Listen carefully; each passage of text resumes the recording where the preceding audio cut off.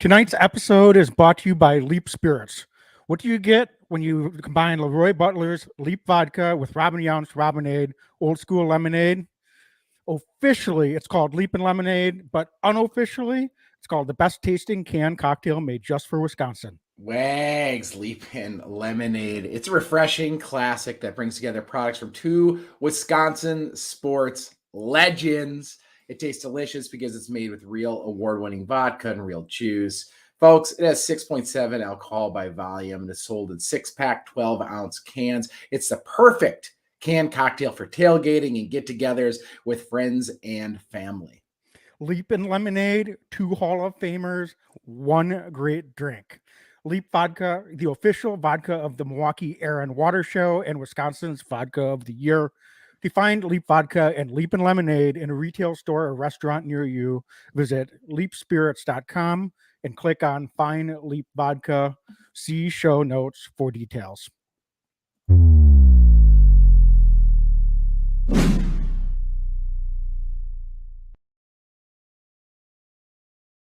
Every year I know we gonna go hard. We been that team ever since Bart started.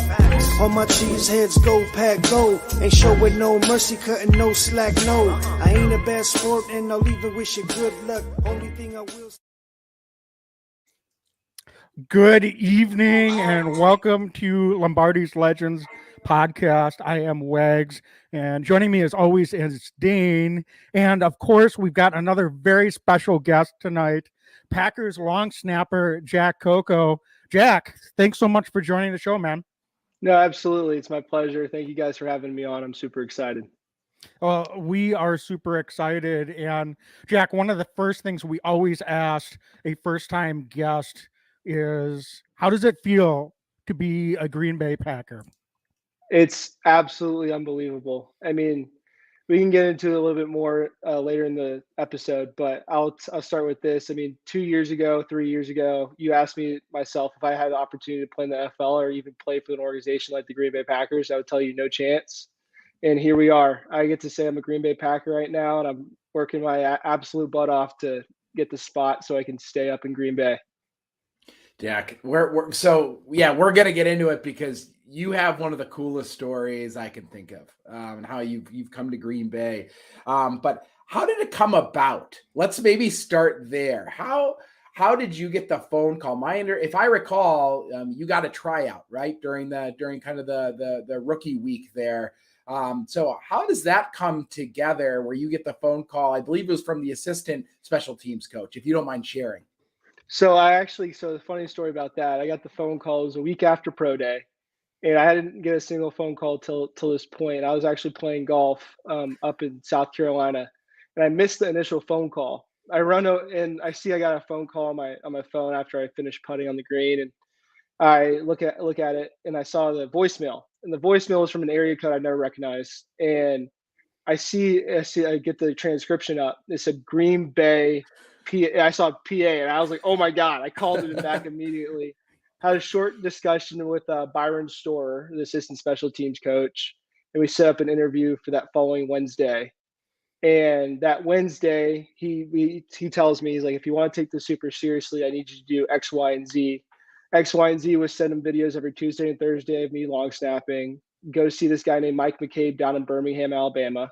I went to go see him 14 times before rookie minicamp while I was finishing my master's classes, and then also go see a guy named Andrew Economos who snapped for Bisaccia and Byron in Tampa Bay from I think '06 to 11, something like that.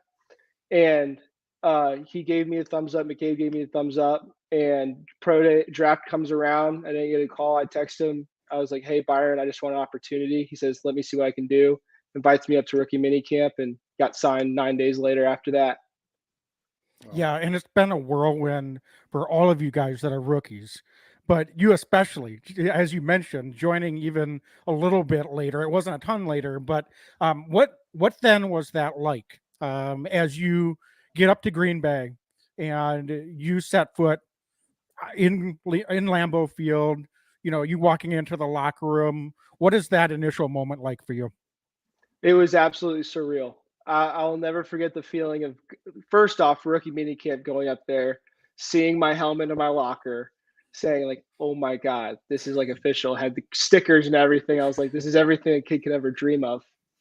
And then once I got the call to come back for signing, it was absolutely surreal. I mean, my agent called me. He said, "Hey, how do you feel about flying up to Green Bay tomorrow morning and going up and signing?" I was like, "Are you serious?"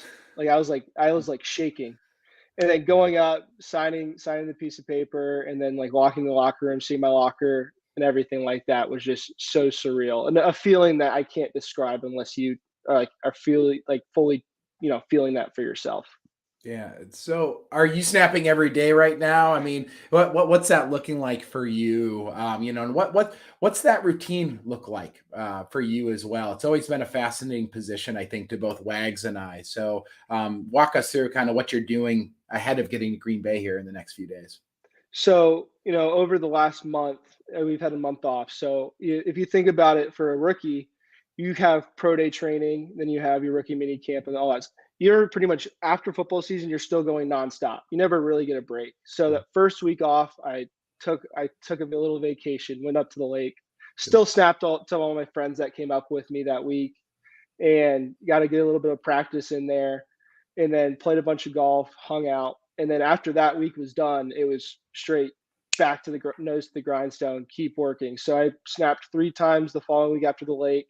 I went down to Florida to snap with Pat O'Donnell and worked out with him Mhm. for a week, and then I came back home, went to Birmingham for 3 days, snapped in Birmingham to a bunch of other pros that Mike McCabe has down for off season, like right before everyone goes back to training camp.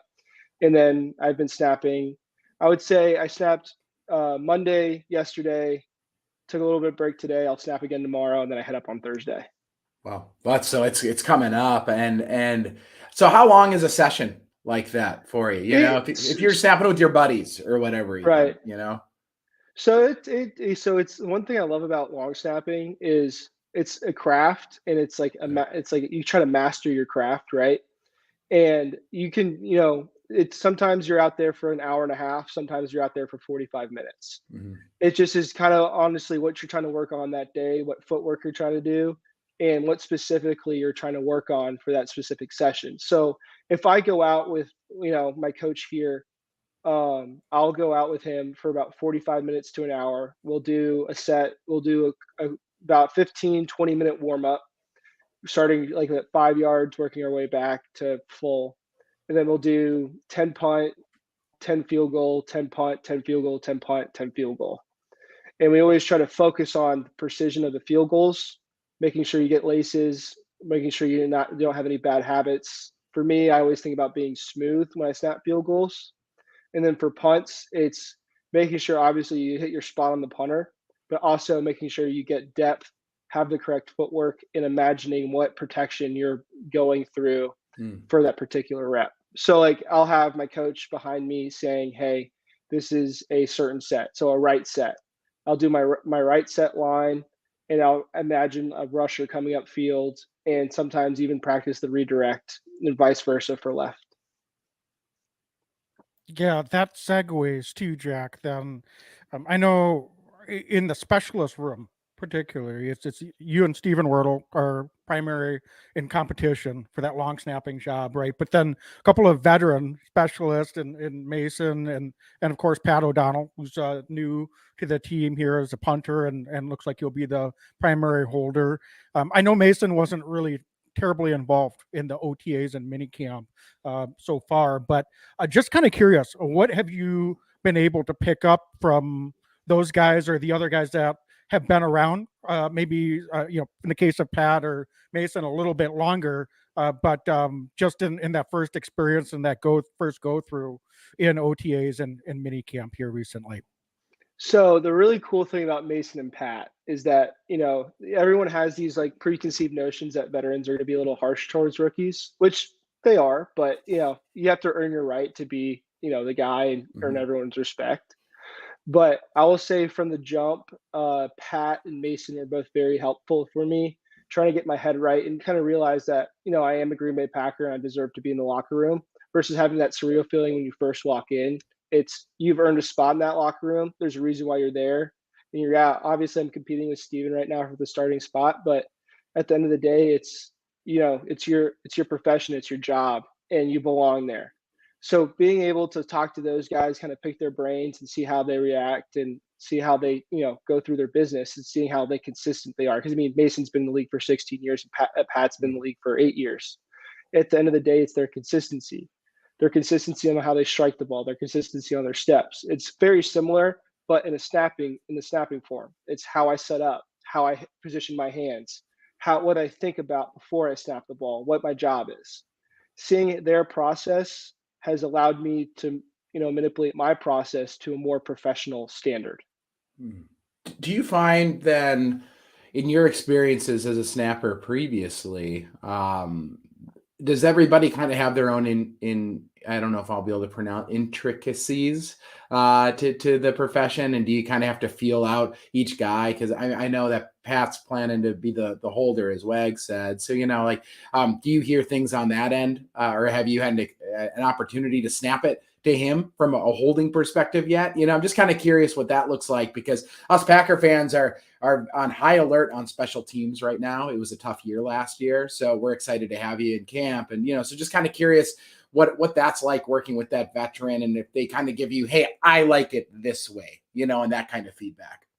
Oh, right. No, that they definitely do. And it's just like, it's a weird thing to kind of say, because as you can say, the intricacies, everyone's a little bit different. Everyone does it a little bit differently. No one's exactly the same in the specialist world. Everyone has their own sort of style, and it works for them, and that's what takes them so far. Not a single kicker, not a single punter, and not a single snapper snap the ball, kick the ball, or punt the ball in the same exact way. So it's finding those little niches that you like in your setup and the way you approach it that help a lot. For me, I think I snap a very smooth ball and a very catchable ball. So I think that helps my aspect a lot. And my previous background for being an offensive lineman and playing tight end helped me with the blocking aspect of punt. So it's having all those like little skills that have been built in for such a long time has really helped me come into this spot and learn so fast from being just in Green Bay for however long it was, like 45 days for OTAs. Yeah, and I was just going to ask you, Jack, about some of that background and journey as you journeyed through college at Georgia Tech, and even before that in your football career. It's interesting. You played, quite a bit of tight end in college.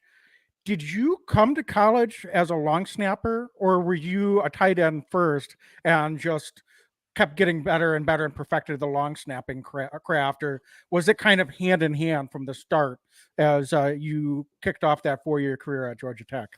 So I'll actually take it back to high school at first, because I started snapping when I was a sophomore in high school. And I started as my junior and senior year as a long snapper on my football team. I played offensive line. I played center. I was an all-state center my senior year. So when I went to Georgia Tech, I long snapped and played offensive line. I played scout team offensive line for 3 years. And then I did shorts for my redshirt freshman, my redshirt sophomore, redshirt junior year. So after my third season, Paul Johnson retired. Jeff Collins came in. So I finished that last year. That was after my second season. So I go to my third year. This is going to Coach Collins' second year, right before COVID. So it was January, end of season meetings. I had my meeting. I was like, hey, Coach, is there anything I can do other than long snap to help teams? I didn't want to make him seem like I was quitting offensive line. Mm-hmm. And so he said, yeah, absolutely. Play tight end. And obviously he said tight end. And the inner lineman was like, tight end's the dream position. I got to do this. So I went on a absolute journey through that first month and a half. I would say from January 23rd to March 6th, I lost 45 pounds, 50 pounds, went from 295 to 245. Oh. Went into a spring ball, had 2 practices at tight end. The next thing you know, COVID hit. Right? So I'm 245, COVID hits, and I went on a grilled chicken and salad diet, worked out 10 times a week to lose 50 pounds as fast as possible for spring ball. So I go in, and COVID hits on, if I remember, March 14th, because I took a final, or I guess it technically was our final because we didn't take a test the rest of the year, but because of COVID. Go into that off season, change my diet from like no carb, like as low calorie as possible, to a super high calorie diet. And I transformed my whole body doing at home workouts, going to the gym whenever I could because I had access to a gym. So I was super fortunate there. Got down to like 225. I went back to school. None of my coaches recognized me. They thought I was a completely different new player. Like there was a freshman coming in. So going into that year, I did short snaps and I played tight end. I started, I want to say 2 games, and they implemented packages for me for blocking and all that sort of stuff. And going into that following year, that my redshirt senior year, which is my 5th year, off season goes great.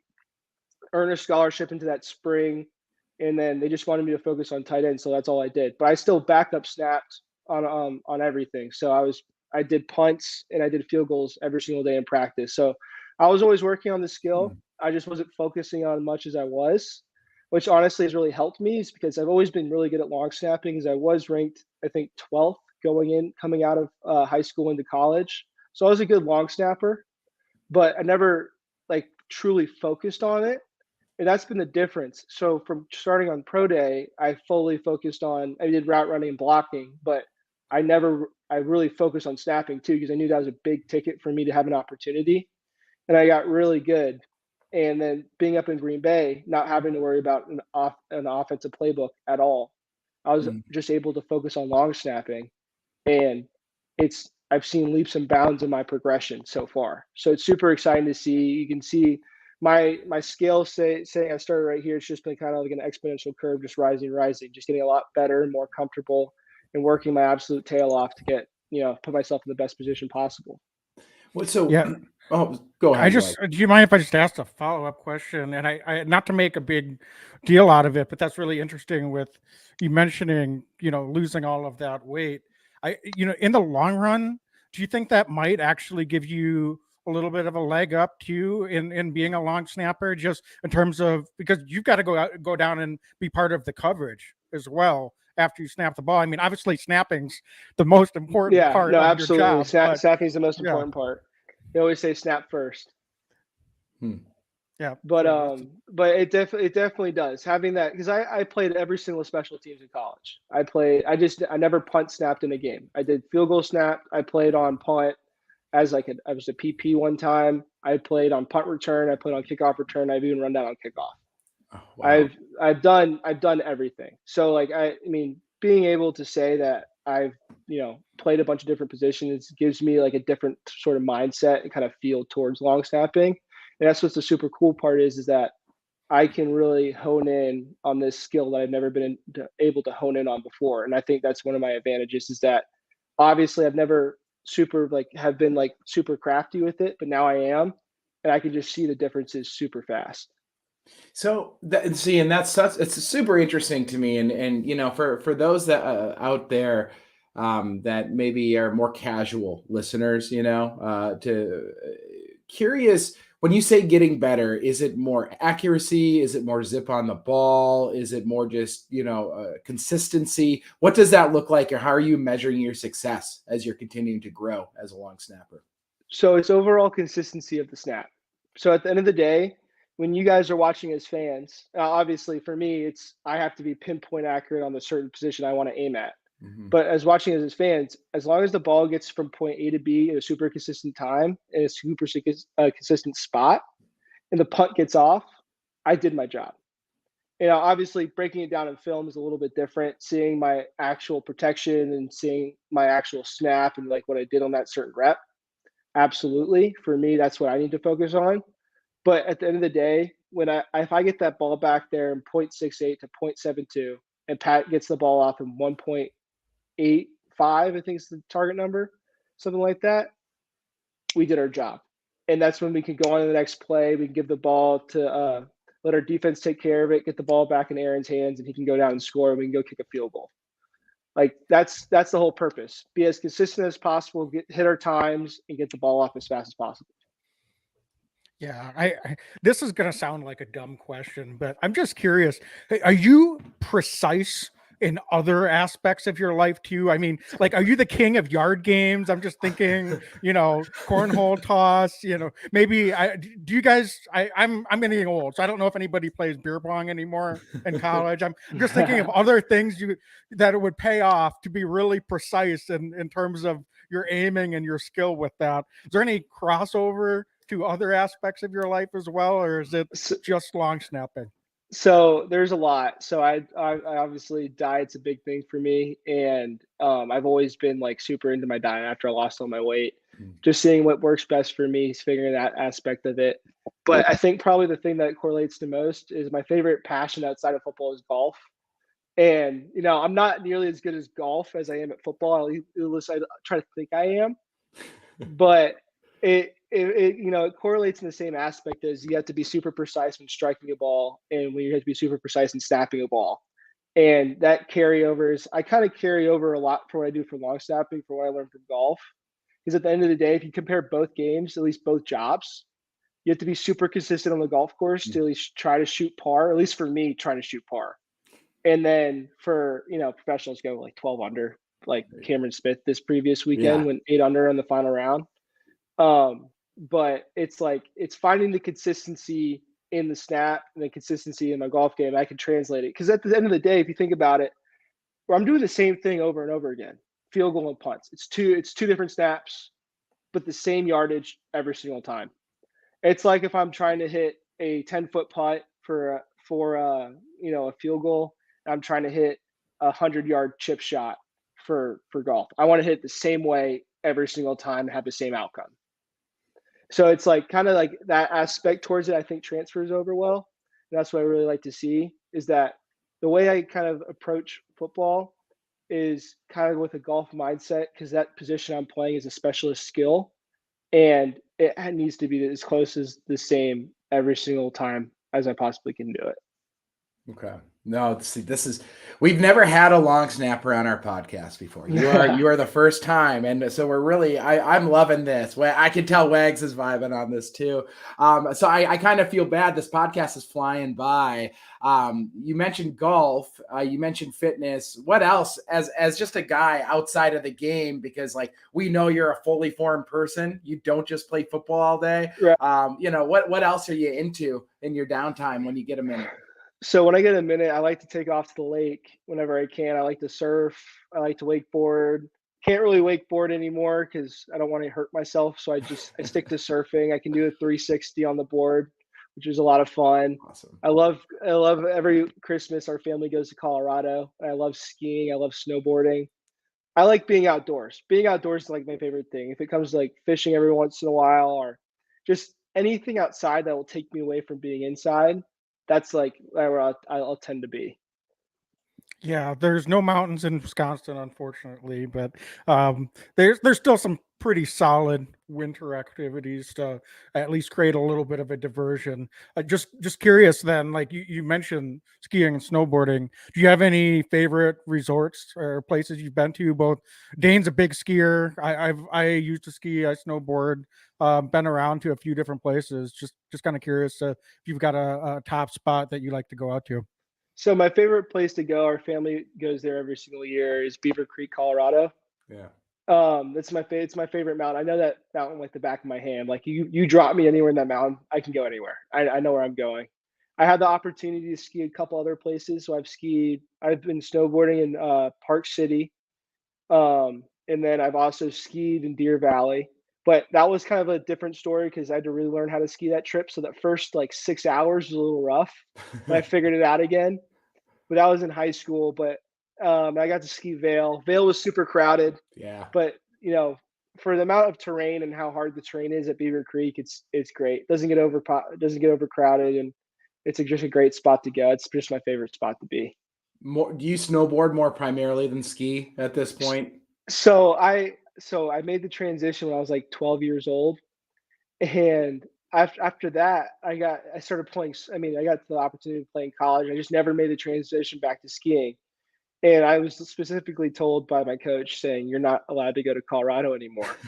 And I was like, "What do you mean?" He's like, "Yeah, you get the spot. You're not going to Colorado anymore." I'm like, "All right, yes, sir." And it made me a little upset, but I completely understand it because they don't want me to get hurt, which makes sense. But I just stuck with snowboarding, so I never had to worry about hurting myself skiing. Yeah, well, if you head out in Wisconsin, it's good to be able to do both because it's mostly ice. So variable conditions allow you to really get the most enjoyment out of it for sure. So curious, I know you overlapped with Tyler Davis at Georgia Tech, right? But Yes, he um, was there for 1 year. yeah, just kind of curious, and I don't know how well you two knew each other before you signed in Green Bay as well, but are there any other teammates that you've really connected to in the short time that you've been up there? Oh well, we also have Tariq up there. I came Oh yeah, in Carpenter. Yeah. I came in with Tariq. We were freshmen together, so he's one of my good friends. Probably my best friend on the team right now, I would say, is Jack Heflin. Me and him, we're good buddies. We go play golf all the time. Another guy, Josiah Degura, he's a great dude. Ty Mhm. Summers. Those guys are the guys I've been with. And Tipa Gallia. Yeah. No. Yeah. Yeah, Yeah. so those guys have been the guys I've been with. And then as a rookie class, I've been hanging out with Cole Schneider, who was on your podcast the other Yeah. night, and then Sean Ryan. Cool. Oh, That's, and Caleb Jones. I've been trying to make as many friends as possible.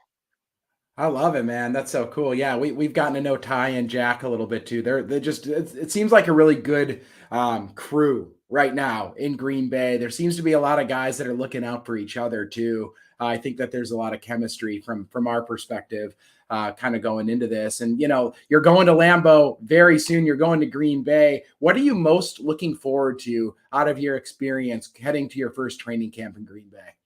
So it's a little forward in training camp, but I'm excited to start working. But I actually haven't stepped foot on Lambeau Field yet, and I was gonna try. I tried to do it during rookie mini camp. They were doing a tour, so I turned back around. I didn't want to go Yeah. out there and get in trouble.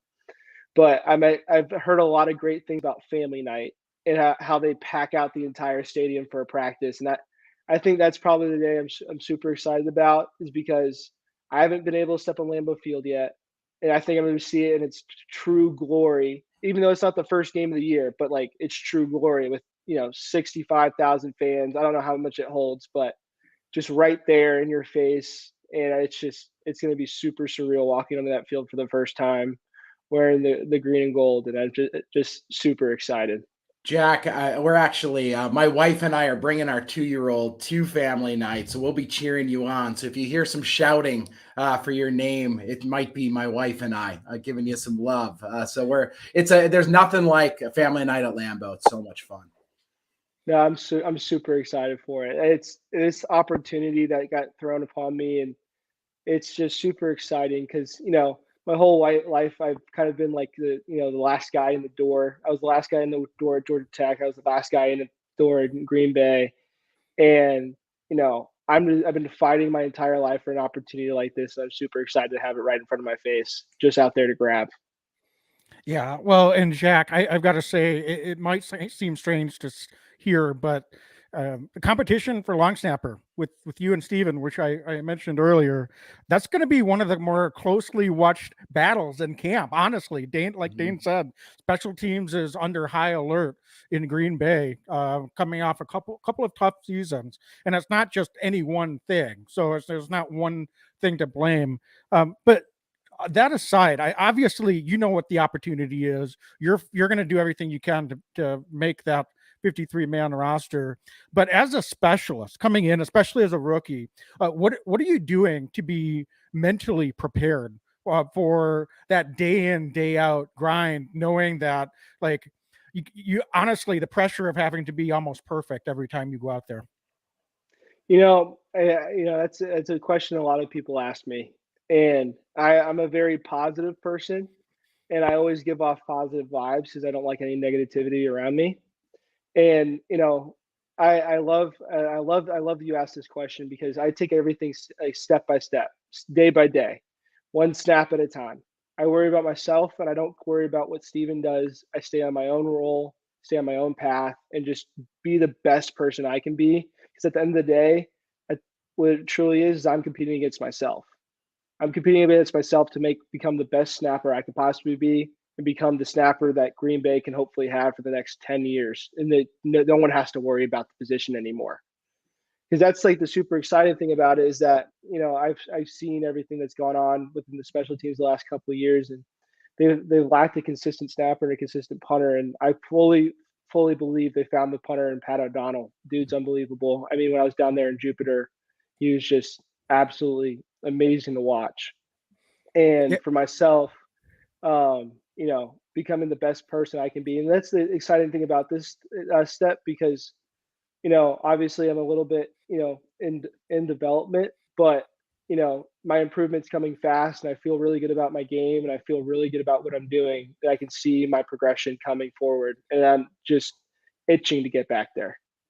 See, I love that answer, and not to be overly effusive, but the approach of you can't control what you can't control, you can control what's within your control, and then also in the same breath wanting to own that job for the next 10 years. Mhm.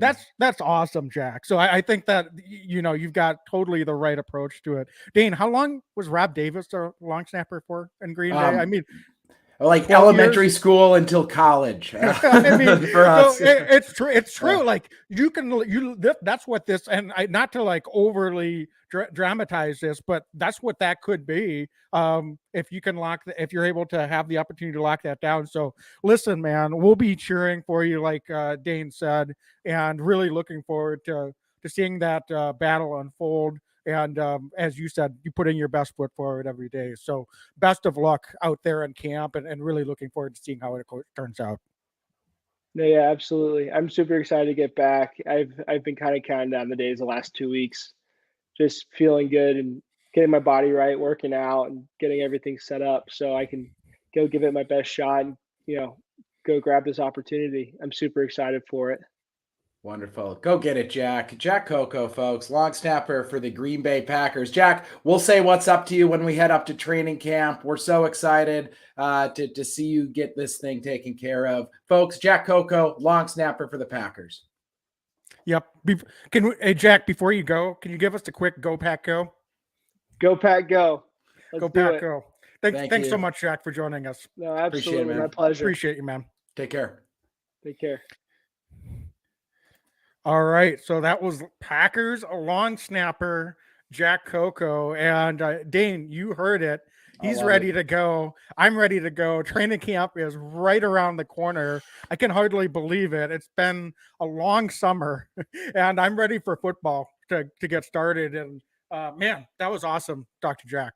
Yeah, let's hear from our sponsor, and then I'd love to hear a little bit more on your impression of him. All right, good call. So definitely want to talk about our other sponsor, DraftKings Sportsbook. DraftKings, of course, the official sports betting partner of the NFL. And using our promo code TPPN, they've got a special offer. New customers get a risk-free bet of up to $1,000. That's right.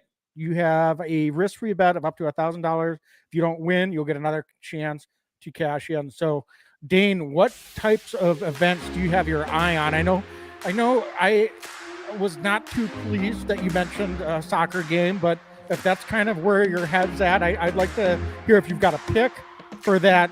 I guess you call it match. That's coming up here at Lambeau Field. Listen, I'm going to Lambeau on Saturday. I'm going to go with Man City. I just, you know what, Wags, I'm doing a little research now. Man City is who I'm going with. And it's all because of DraftKings Sportsbook. It's such a fun experience. They've been a great partner of ours. Just, folks, use promo code TPPN.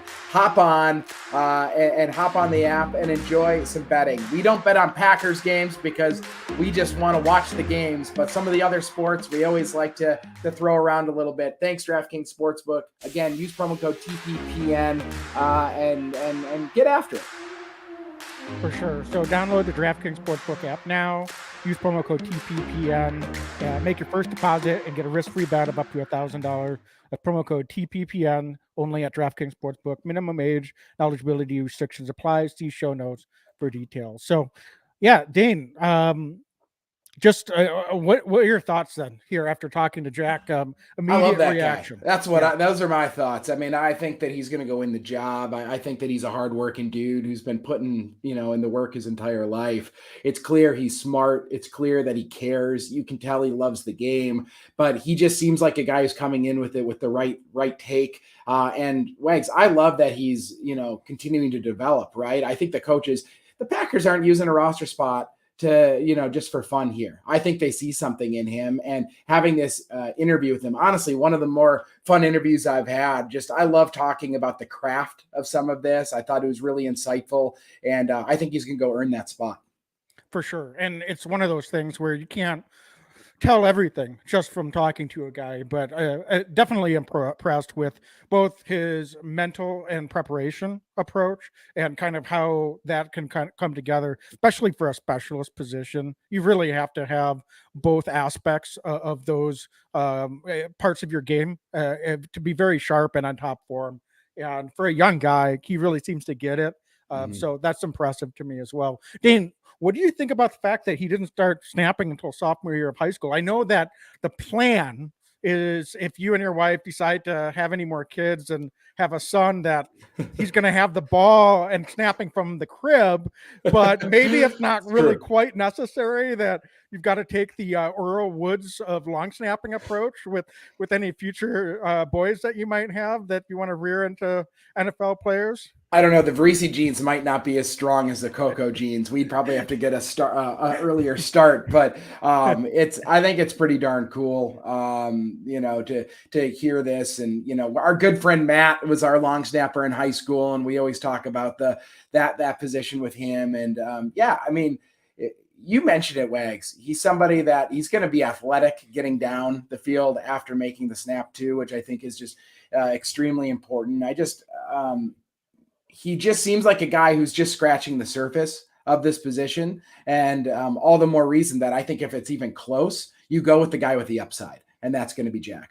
That's just being honest, Yeah, well, and it's a new regime too, right? I mean, there's been changes made in special teams, and I think you're right. All things being equal, they're probably going to give Jack, being the new guy, the upper hand. Now, certainly he has to go out there and prove it on the field and execute every day in practice and in those preseason games when he gets those opportunities and those reps.